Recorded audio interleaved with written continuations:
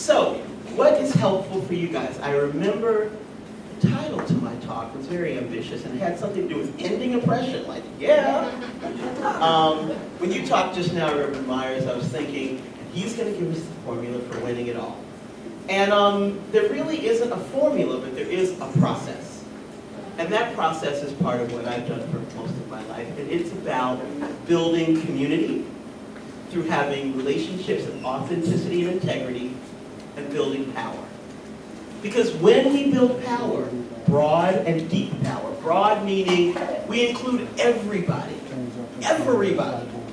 and deep. When you have power that's broad and deep, you can win on any issue because everybody's at the table, everybody's in the room. And when you make a political demand, they have to acquiesce because there's nobody against you. It's awesome. So, how do we get there? Well, I don't know if I'll answer that question, but maybe. I think there are some things that are important to think about as we go forward. Reverend Myers recommended some things, and one of those had to do with a self-awareness or a consciousness. And I think most of y'all, if I asked who in this room believes change is a good thing, y'all want to raise your hand if you think we need change? Right? All right then. So, I want to tell you a little bit about how change happens. If we were in a workshop setting or something, I would have a visual aid for this. But I don't. You're going to have to use your imagination. So here's why, even though you like change, there's part of it that you know, but you haven't thought about in a really conscious way. And I want you to encourage you to do that. So, first think of status quo. Status quo is the same right now as it was 10 minutes ago, 10 days ago, 10 months ago. It's a flat line. So imagine a flat line. So imagine several different kinds of status quo. So in your head, even though I'm not doing the visual, imagine maybe 3 or 4 flat lines on a piece of paper. Now, new information is something that you might get. New information can be good or bad or neutral. New information could be, you just won the lottery and you're going to get $10 million. That's new information. New information could be, if you don't pay the light bill by 5 o'clock, you're going to be in the dark. Both of those things are new information. So you've got that flat line, status quo. You get new information. What do you think your reaction would be if you knew you got $10 million or the lights are going to be off at 5 o'clock and you don't pay the bill? Something's going to happen. So in that something going to happen, I would draw a squiggly line to the next flat line. And that squiggly line, that is change. Which is also chaos. Which means often our reaction to new information is something that feels and looks like chaos. Change doesn't happen at the flat line. Change happens in the chaos. In those squiggly lines between the flat line. That's where change happens. What that means is that change is wedded with chaos. So those of us who are on the planet and our intention is to be change and to bring change and to ignite change, that means we are chaos. Glad to meet you. So part of what is important for us to win and build power is to have conscious change, conscious chaos. So that going into the chaos, we've thought about what's our vision, and vision is the piece, not what's our analysis. Analysis is helpful, but when we engage our critical mind, depending on how old you are and how long you've been in this culture, that conditions us in ways we're not aware of to do crazy things, our critical mind is not our friend. So analysis isn't horrible, and we as a movement, as progressives, do a buttload of it, which I don't encourage, because then you're all in your critical mind and you're like, what about this? How about that? It doesn't. Shut up. Engage your imagination and your vision. So, there are some principles. When I'm doing workshops, I like to talk about these principles, which I will stand by because they work. You know, 4 decades, you know, these things probably work. So, one thing that's important when we're doing movement building and we're moving towards our vision of justice is that we have a collective vision that we're working towards. Not a shared vision, each one of you has your vision of fill in the blank. My vision of a better world, my vision of justice, my vision of racial justice, of environmental justice. Imagine and bring forth as real as you can, to the point where you can see it, smell it, nearly feel it, your personal vision of justice. When you're working in community with people, you have a collective vision of justice. Because we each need our individual vision. Now, my vision may be a lot like Will's, or a lot like Carol's, or a lot like Arlene's, and when we talk about our collective vision, there might be a piece of mine that completely overlaps with Reverend Myers, or a piece of mind that completely overlaps with Kendra's. But there'll also be a piece of my vision that is just mine. And when you're talking with people collectively about that vision and you're dreaming together, it's important that we understand and recognize the places that they come together, but it is absolutely vital that we know about the pieces that are just ours. Because when the shit hits the fan, and it will, over and over and over again, things will get back feels up against the wall, you feel like you can't go on anymore, you've got to have that vision to look to, to draw on, to be inspired by. It's essential. Like when you hear the sirens coming down the street, you got to be, okay, I'm grounded in my vision, I'm going to be all right. And you can't depend on somebody else's, because that won't push you through those barriers that will come again and again and again as you're doing this work. So a collective vision, that's principle one. You have a collective vision and you're working towards that vision. No matter what's going on, this is where we're headed. No matter what comes up, we are going to keep our eyes on that prize, because things will come up. And what's so trippy is that the closer you get to realizing that vision, the more chaos happens. So you better be ready, because part of the other side's plan is to get you off game by throwing all this stuff at you to put you in chaos and keep you in chaos. But if you're good at managing chaos and staying conscious in it, you'll be all right. That's an early lesson for me in working across class. I grew up in poverty, and most of my family's still low income. And as Carol pointed out, I live a life that's not, there's not a lot of economic stability. But, you know, I've got income at the moment, so I'm glad about that. But one of the things you learn growing up in poverty is how to handle chaos. I'm an expert at figuring out how to handle chaos. Now, not so great about recognizing stability and how to stay there. And that's something I could learn from people who did grow up with economic stability. Like, oh, this is a safe place. We can hang out here for a minute. All right, we don't have to create any chaos. Because sometimes those of us who are great at creating chaos create it a lot because we're good at it. I learned that from my mom. She was great at creating chaos. So I don't do that. I know better. I just sort of surf where I am. So we've got our collective vision going, and we're going to be conscious of chaos as we're moving towards the change that we want. The next thing that's really important is that we have shared power, and formally shared power. In one of the organizations I worked with early on in my career as an organizer in North Carolina, we actually had real rules about this. We had to have a board that was 50% plus female, 50% plus people of color, because here's the trippy thing: if you have equal numbers of men and women in the room, the men will dominate the conversation. Even though they're really evolved, groovy men. And if you have 50% or so white people in the room, they will dominate the decision making. And I remember being in meetings with all women who were workers at a plant that was closing and going to Mexico. One man would walk in the room and the dynamic would change. This to me was like, what? I still don't understand it. I don't need to understand it. For me, it's about how does it inform our work. So shared power has to be formalized. And I know these days you've got groups of folks that want decentralized power and flat, no hierarchy, and anarchistic things, which I value and I understand.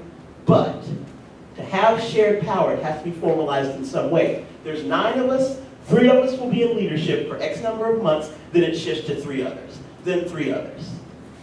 That's what I mean by it being formalized. It can't just be like, yeah, we're going to share power and we really believe that. And at every meeting, it's all about Carol. Carol's got the agenda, she's running the meeting, she's making everything happen. It's wonderful, but Carol's going to get crazy. Other people are not going to learn leadership skills. And if Carol got taken out by a bear, y'all going to be in trouble. So you have to have shared power, which includes transferring relationships, transferring power, transferring skills, so that all of us have the same set of skills. None of us is expendable, but none of us is vital either. It takes all of us to win. So shared power is the second principle that's really important. And think about, formally, what does that look like? And make sure it's noted and you practice that, including making sure you've got the right skills to be in that leadership. Facilitation, mediation, conflict resolution, sometimes financial management and fundraising. You guys will figure out what the leadership skills are that you need, so you got shared power. The third thing is individual accountability. That seems pretty obvious, but it means I'm responsible for bringing my whole self to the process. By my whole, I mean the healthiest at that moment. Spiritually, mentally, physically, as healthy as I can be at that moment to bring that to the community that I'm working with. And we're each responsible for that. Part of your individual accountability is to dealing with privilege and dealing with oppression. So part of your individual work, if you have privilege, is to be conscious of, because we got conscious chaos going on, and that means being aware. So what's the privilege that I have? What's my list? What's my inventory? You all have a personal inventory. I went to college, I'm a US citizen. In some settings I'm able-bodied, sometimes. I can pass for Christian. And I don't mean that in any disrespectful way. I'm a person of faith, but I call myself original Catholic. That's based on something my great-grandmother taught me, who remembers being a slave. We can talk about that another time. But I also recognize, just as y'all might recognize that given the universe and all of the infinite possibilities, there have to be other planets that are as evolved as we are. Given faith and the magic that is, knowing that there is one, for me, there is one magical universal all faiths have to have recognition and respect. So that's why I call myself original Catholic, because Catholic means everybody's welcome. If you're bringing it in from the light, you're welcome. If you're not, you got to go. So that's a privilege. So my inventory of privilege, that's my short list. There might be more, I haven't thought about it that much right now, but y'all know you can do your inventory of privilege.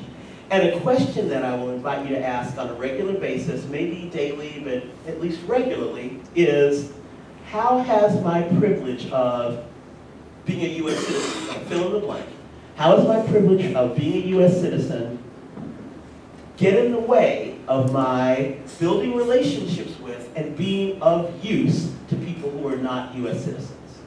So all you do with that question is you fill in the privilege and then you say, for people who don't have that privilege. So for people who have white skin, how is my privilege of having white skin get in the way of my building relationships with and being of use to people who don't have white skin? And you get to decide also what being of use means, because what do? You go back to your vision.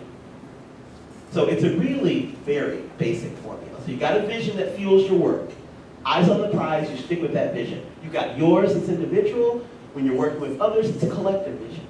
But when things get confusing, you go back to that vision. And you can just breathe, and it's right there for you. So that's one question you ask yourself on a regular basis. And then you answer that. When you know how it gets in the way of your building relationships with people, because it's all about relationships. It really is. And you can build relationships of integrity and authenticity with anybody and everybody. Because there's not a person that you can't go to. Look at them in the eyes, open your heart, communicate from your solar plexus that won't respond back to you. And if they are so damaged that they can't, then you just gotta, you don't write them off, you don't say that they're worthless, but they're just not ready right now. Everybody's not ready at the same time. You give them a chance, If it doesn't fit for them now, it might fit next week or next month or next year, or they might have to die. Sometimes people, the best thing they got to do is just go and, they might be reincarnated to something better. I think about Helms and Strong Thurman. So let's say that you're thinking about your inventory of privilege and how you can build relationships with people that don't have that same privilege, but there's also oppression. And that's a real thing in many of our lives. Not everybody. Some of us have experienced personal pain to the point that it feels like oppression. And it can be confusing. So let's say you grew up in a house with an alcoholic, and every time that alcoholic got super drunk, they were abusive, physically, emotionally. That is oppressive. And when you're 3 or 4, 6 or 9, it is oppression. They're older than you, they have more power, they're doing horrible things. What is not oppression in that situation is that it is finite. You will grow up and leave that house. That abuser will get arrested, maybe they'll die, maybe somebody will kill them. But the oppression and the practice that is oppressive is finite, it ends. If you're abused in another way, you might be able to tell a priest or a teacher, and together they may help you end the oppression. That's another thing that lets you know that oppressive situation is not long-term oppression, it is personal pain. And so if you can end it by yourself by saying, stop, you can't do that to me anymore, or 2 or 3 other people, cops, priests, teachers, that is personal pain. You can end it by yourself or a couple other people. If it's finite, it's going to end because you age out or the person dies or leaves.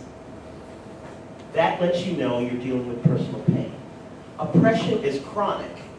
It's every day, every minute of every day. I'm not going to grow out of being female. This body is my body until I'm gone. I'm not going to grow out of being brown, black. This color is my color until I go in the ground or get burned. Cremated, sorry. And I cannot end the oppression of racism or sexism by myself. It takes a movement. A movement. Now what's confusing is we grow up in a culture that tells us, buck up and be strong, you can handle it. All that kind of crap. And so those of us who haven't thought through what oppression can do and what internalized oppression can do can sometimes walk around thinking it's our responsibility, we gotta stop this shit ourselves. Oh no. I'm not fooled by that anymore. A movement. So until we have a movement, I'm gonna know that, okay, I gotta deal with the chronic conditions of oppression. So the question for that is, how do the chronic conditions of sexism limit my ability to recognize and use my own power? And so y'all can ask yourselves that question on a regular basis. How have the chronic conditions of racism, homophobia, whatever the oppression is, get in the way of me recognizing, number one, seeing your own power and then making use of it. Making use of it in your voice, in your work, in your actions. That's part of your individual accountability. So you want to work on that. You want to look at your privilege, your inventory of privilege, and then work through making sure the oppression is not getting in the way. Because it's not going to go away. It's chronic. It's every day. So you've got to deal with it every day, but you've got to make sure it's not in the way. Some years back, I met a woman, Keisho Scott, K-E-S-H-O Scott. She taught at Grinnell College in Iowa. I remember these things. And she talked about stepping outside of your oppression. So like the oppression is here and I'm going to step to the left. And I'm out of it for now. But something that consciously unpacks that, puts it so it's not in your way on a regular basis. And for me, that's daily. So part of my morning ritual and prayers is recognizing that and acting in love that that oppression will not be in the way today. Kind of like people who are doing their alcoholic thing every day. So that's principle 3, individual accountability. We got that down, that's worth. Now, number 4, George Friday original, strategic use of privilege. I say that boldly, I look to the camera, strategic use of privilege.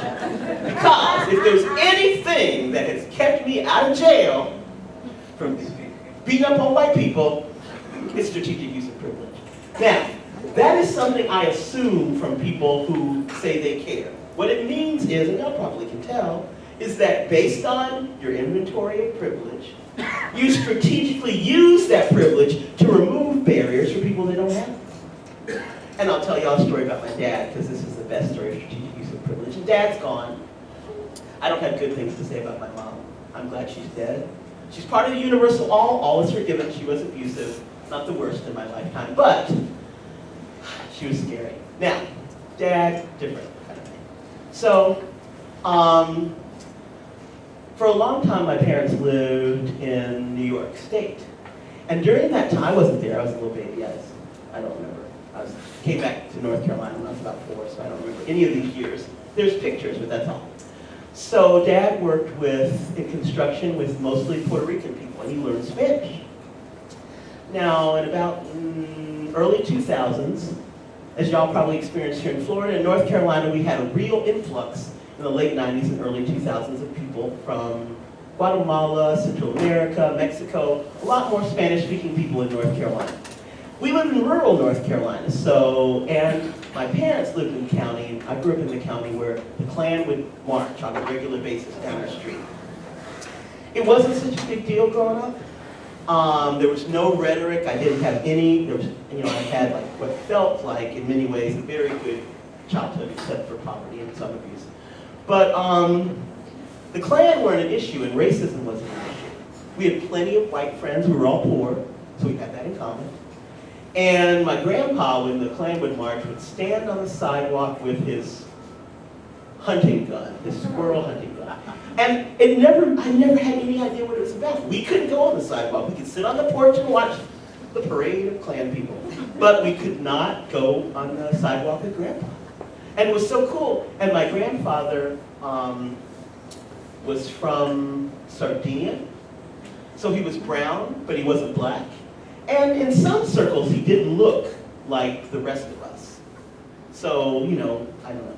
In terms of privilege, he had a little bit of light-skin privilege. I didn't say it was white-skin privilege. But, so it's 1990s in that county, in that era.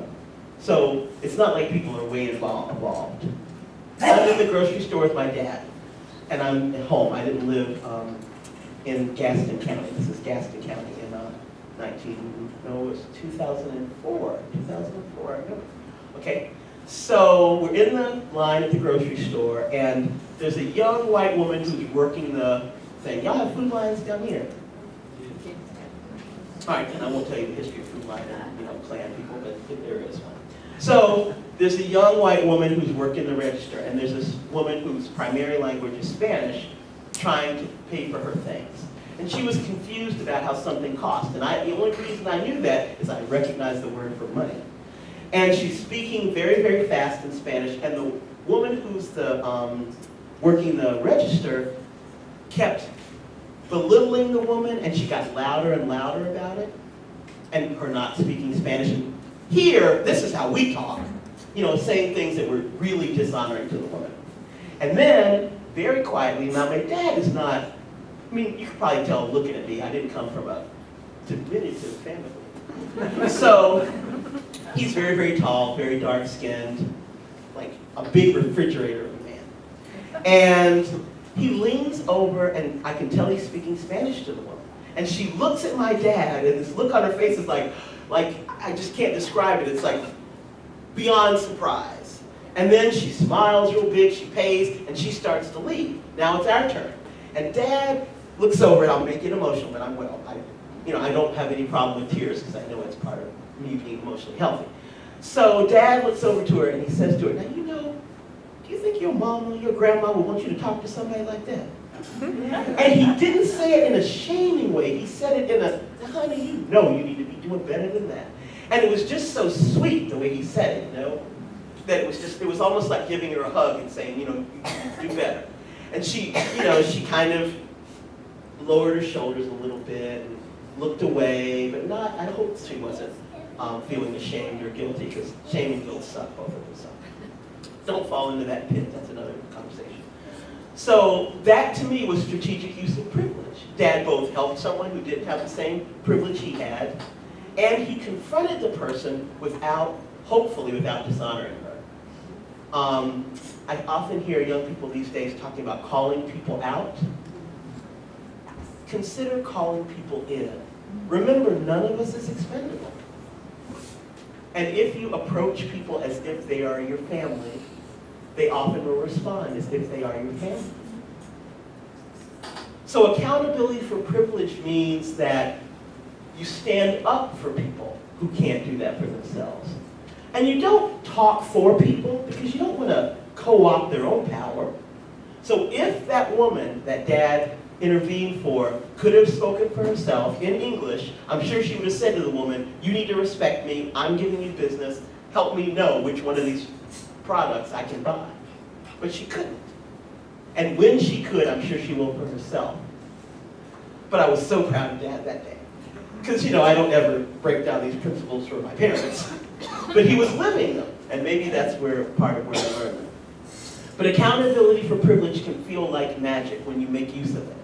When you're in a position where you can stand on that front line for someone who can't. Or, talk to that cop at the protest when he's giving hassle to the young people. And you don't have to be rude. You could just be, is there a problem, officer? How can I help you? And actually, I've got enough gray in my hair that I can start doing that soon, although, the target might still be on my back. I'm not so sure. It's changing these days. So those principles really work. Collective vision, shared power, individual accountability, strategic use of privilege. It's a good place to start. So, knowing that change puts us in chaos, and knowing that we want to create justice with a capital J, or some of us do, including racial and economic justice, how do we move forward in this particular time?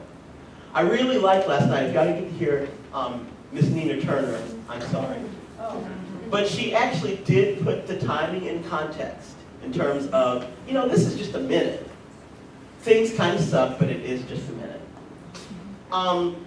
I have a colleague and friend who I call A and B. Her name is Adrienne Marie Brown. Adrienne Marie Brown. See, said that here, kind of still there. She wrote a book called Emergent Strategy. Emergent? Y'all got it? I don't have to spell it. Strategy. Find it, buy it. It's on Amazon. It's very inexpensive. And it is so awesome. Page 17. I remember on page 17, there's this is the formula for what we need to do. I wanted to take this book to our last Move to Amend retreat and say, we've got to be using this book as a Bible. I messed up and left it at home. So, but you should get Emergent Strategy because it's got some great tips in there.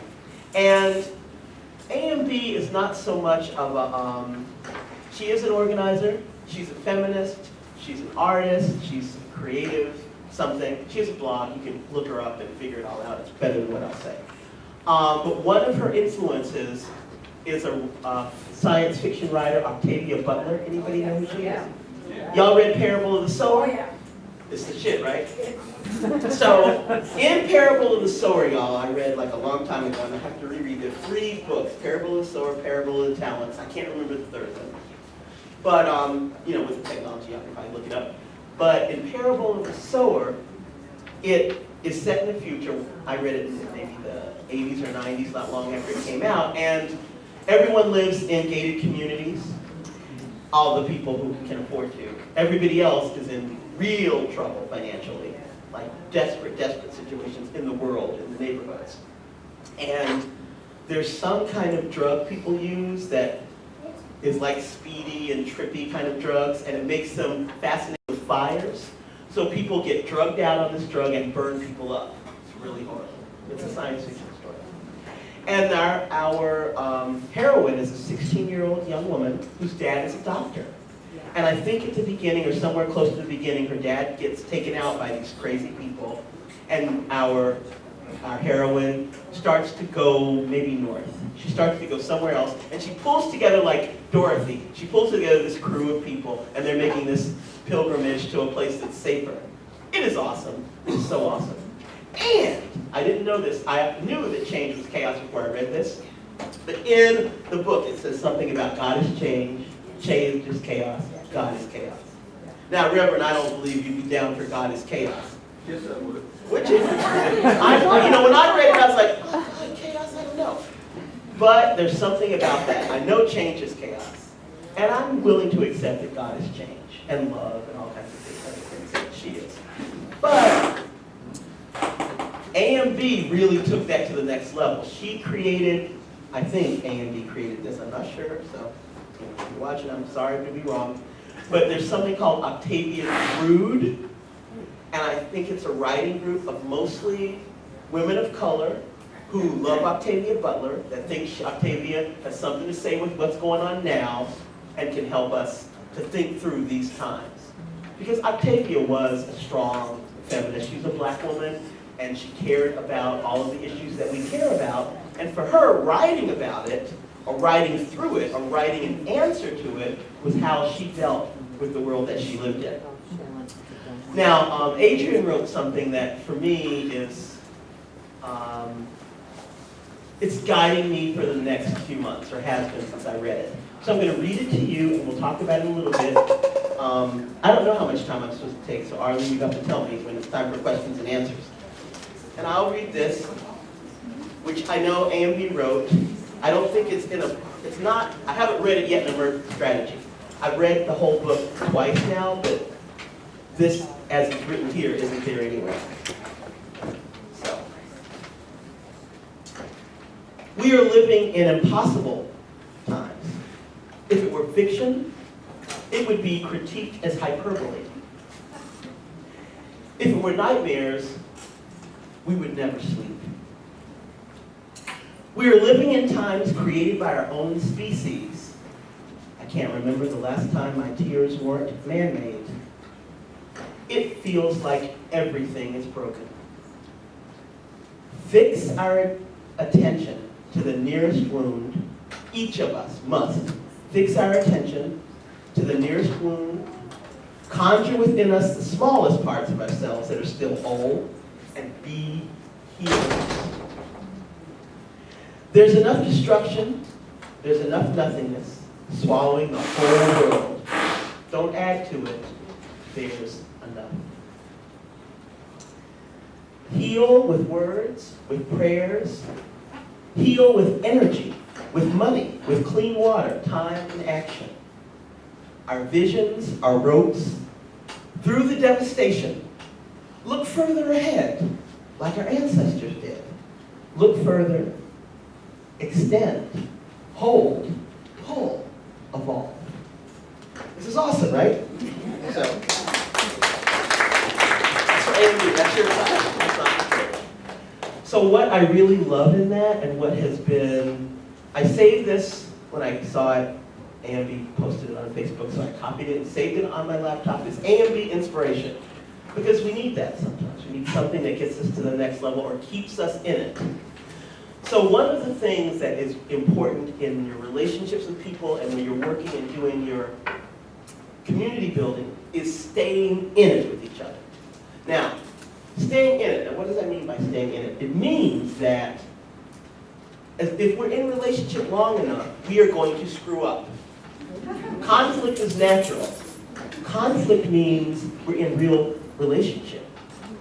So if we see each other and I say, how you doing? And you say, fine. And you say, how you doing? I say, fine. You're fine. I'm fine. We're fine. That is not a real relationship.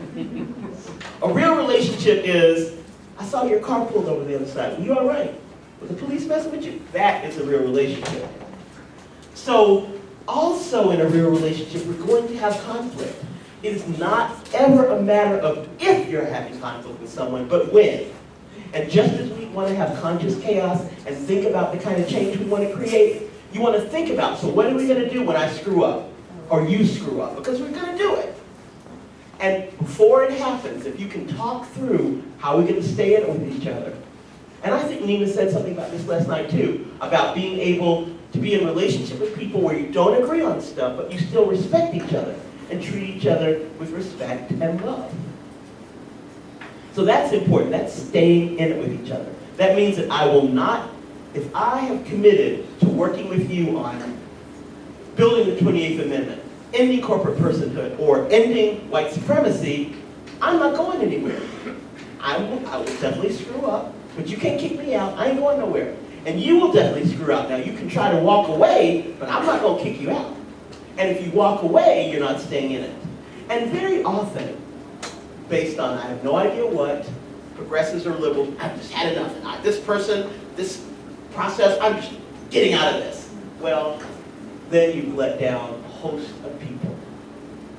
When Reverend Myers showed the charts and he showed the wealth, 15% of the wealth was within the bottom 90% of the people, those are my people. And when we choose not to stand up for public schools, not to fight corporate rule, not to fight school to prison pipeline, it's those folks that we're leaving. And I'm not willing to do that.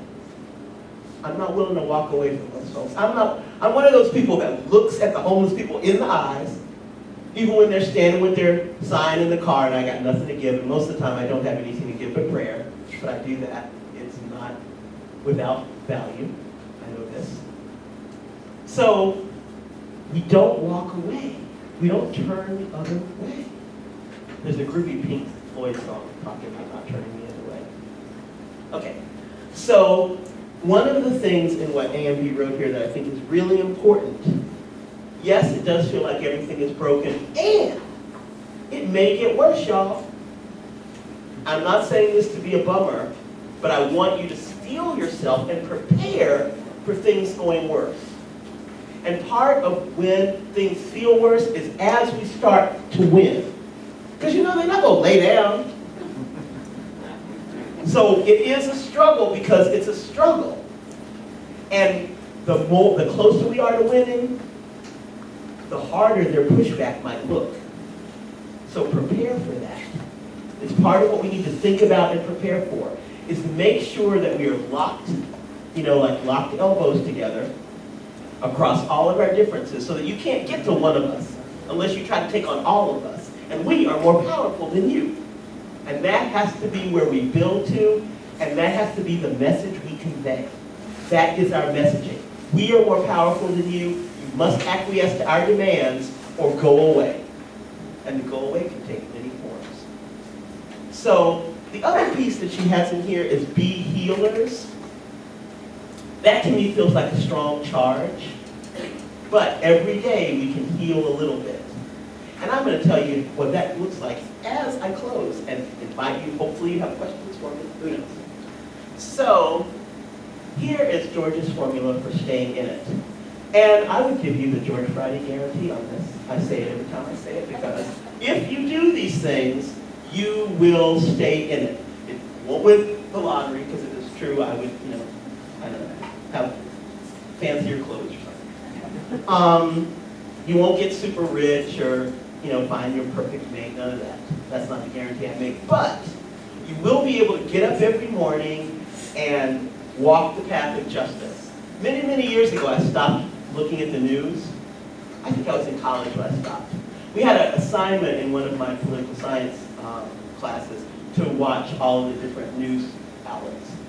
And what I learned is that what I was seeing on the news was not in line with my vision of justice. So what was more important, my vision or the news? I decided my vision of justice was more important. And it's been a good 35 years. That's the first time anybody said, way to go, George, not watching the news. But luckily, I do have friends. And some of them are historians. One is a wonderful, wonderful historian who's also a high school teacher, God bless him. And so they let me know, I know what's happening. I don't miss big things. But I don't expose my subconscious mind to the conditioning that happens when you watch news. Or, what's even worse, the assaults on this if you watch Fox News. Yes. Some years back, I had a meeting with an anti-war person who's very awesome. She's a libertarian, very cool. So I went to her house to meet with her. Fox News is on, y'all. Like the whole time. And she says, I keep it on all the time in the background. And she was happy with it. And I wanted to think of her in a good way because I wanted to build a relationship with her. I can't remember what I told myself to be able to stay there, but I was able to function and be real with her and authentic, even though Fox News was on the whole time. I just can't imagine somebody with congestion don't do that. That's like having Jerry Springer on all day. Why would anybody do that to yourself? I just don't get it. But back to the things you can do to stay in it. So these are called meds. Meds stand with Make Every Day Special because I think you have to do it every day. I didn't come up with meds. Some women I worked with many years ago in New England did because I told them they have to do this every day, and you do it like you take your medicine. If you take medicine, I don't, but they do. Back then I called it prescriptions for power. I like that one. But meds is groovy. So, 3 times a day, you're going to do these things. It doesn't, you can do it for no shorter than 5 minutes. So 5 minutes 3 times a day, 15 minutes a day, and you're going to be well. Well, not super well, but you know, you won't be crazy. You won't be homicidal or suicidal, I can promise. So that's what I got. Isn't that good? That's pretty good. Given the world we're living in and the work you must do, because you must do this work, and it is the rest of your life, once you've got a vision of justice, that's your work for the rest of your life. It does mean you can give yourself and other people a break, because you're not going to be perfect at it, and it's the rest of your life. So you get to like, okay, cool, it's the rest of my life, I can pace myself. But the first med, for 5 minutes a day, there's no particular order to these, but, you know, I'll just tell you. For 5 minutes a day, love, love, love your body. Love it, just love it. And the operative word is love, love, love, and your body. Because we can't get anything done without a body.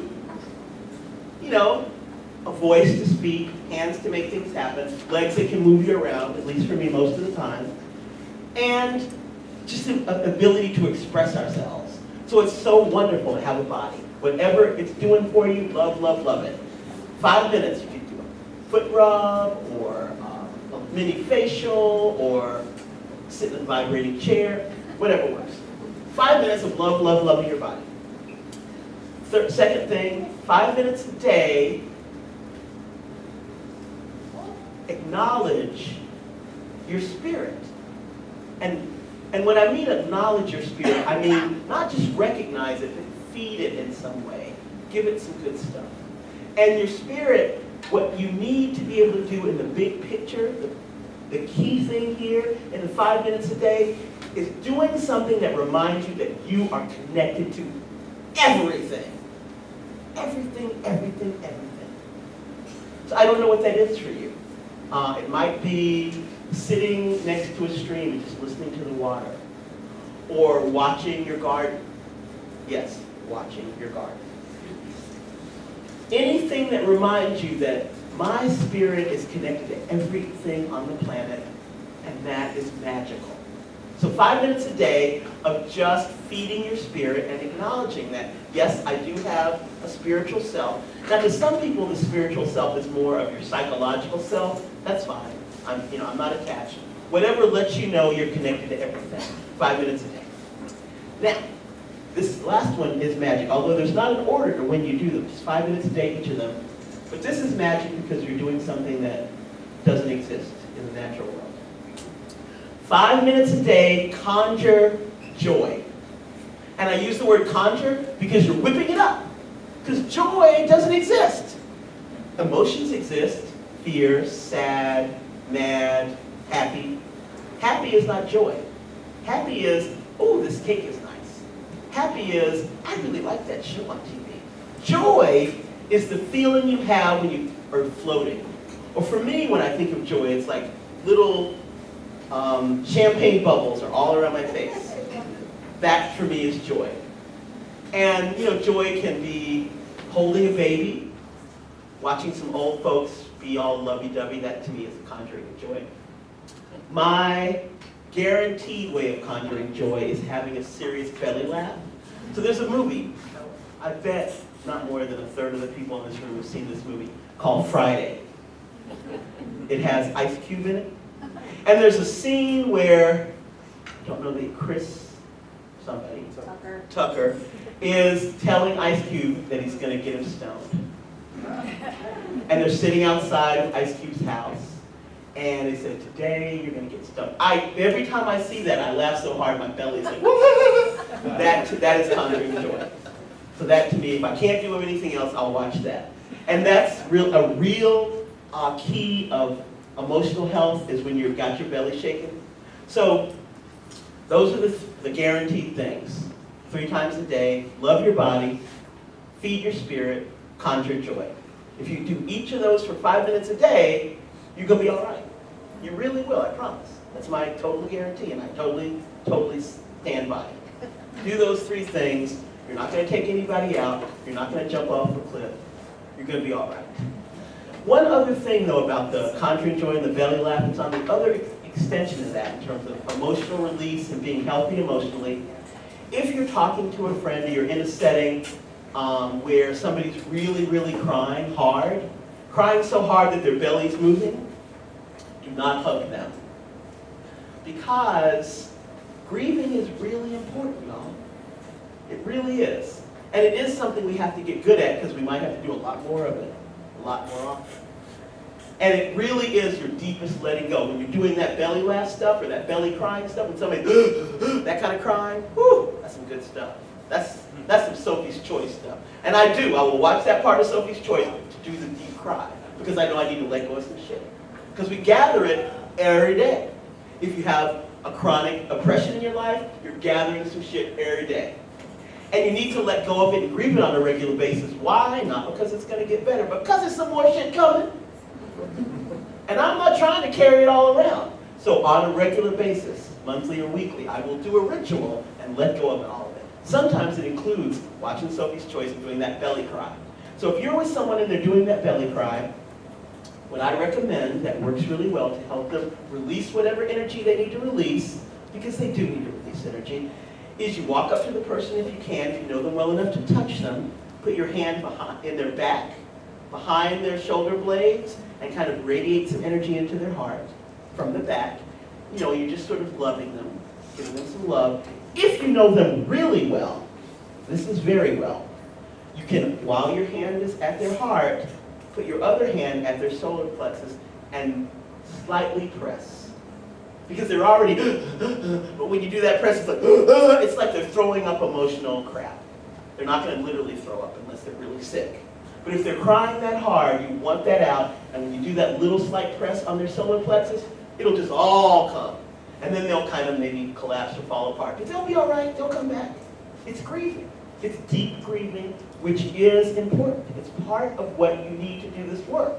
Sometimes when you get together, you got your collective vision, you're being conscious about your chaos, you're sharing power, you're being strategic about privilege, you're practicing individual accountability, but stuff isn't working. We're doing this work, and last Saturday night somebody got shot over in Tampa. That's the time for some grieving. It doesn't take you off your vision. It doesn't take you off your plan. But you do have to take the time to recognize this happened. I'm acknowledging how crazy and horrible and heinous it is, and we're going to grieve this. You can do it together in some ritual form, or you can do it by screaming and crying and throwing things. Now, don't want to break anything. So, if rage is something that happens for you, some of us have that sometimes. One thing that's really great, I did this once the wrong way and then I got it better. Breaking glass. The same women in New England that I worked with. I know, wasn't that crazy? So we found a place, these are women who are dealing with sexual assault and domestic violence, and we literally got glass. And just as we threw the glass, we would scream as it would hit the brick wall and break into a bunch of, y'all, that felt real good. It does, it feels real good. But then we got all this broken glass. You know, there were kids around and animals. So what I figured out would be better was ice. And it does work. Yeah, because then the police can come and arrest us. So you take your milk cartons or whatever and you freeze. You want a big piece. It's important that, because you want that crash when it hits the brick. So you get your nice big piece of ice and you throw it. As you throw it, you scream, or you, in these cases, I ask the women to say the name of their abuser or violator, and that helped. Or scream whatever you want to scream. Throw it, it breaks, it's fabulous, it melts, the cops got nothing to get us on. So that's a good thing to do for rage. And if you can't go out and hit it against a brick wall, I've often done it in my shower at home. Well, not often, but regularly. Rage isn't that big these days for me, thankfully. But, you know, I'm not concerned about Trump, so it's part of the issue. So I hope that this made some sense to you, my rambling at you for about 20 minutes. Because I know that we're in this together and it's for the long haul, which is why we need to take care of each other, take care of ourselves, take care of yourself first, take care of other people. It's like that thing that comes down, from the, if you're in the airport, you got to get the airplane, and you got to take care of yourself first, so that you're as well and whole as you can be. Whole, W-H-O-L-E, whole. And that may be different to different people, but you know when you're whole, and you know when you're not. And you want to be able to bring your whole self. Or at least report to people if you're not whole that day, because we're not all there that day. That's why earlier I recommended that 3 people be in leadership.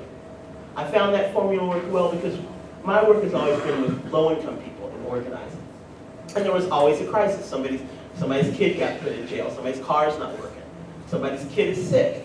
So if you've got 3 people in leadership at any one time, at least 1 or 2 of them will be all right, not in crisis. That's what's the good thing about it with 3 people. And it rotated. So those 3 people are a team, and if Monica's son is sick and Jessica's car's not working, then I can drive to the meeting that day. So that's part of what you want to do when you have a team. So think about what works for you. What's your vision?